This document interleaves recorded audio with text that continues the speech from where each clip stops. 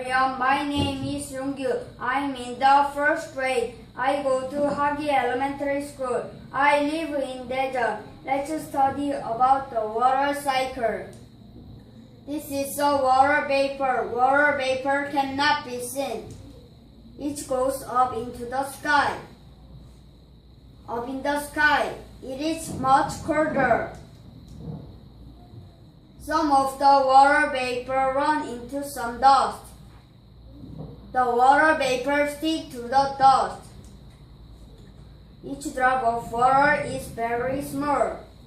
This water drops from into cloud. Water drops get bigger. They fall to the ground each raining.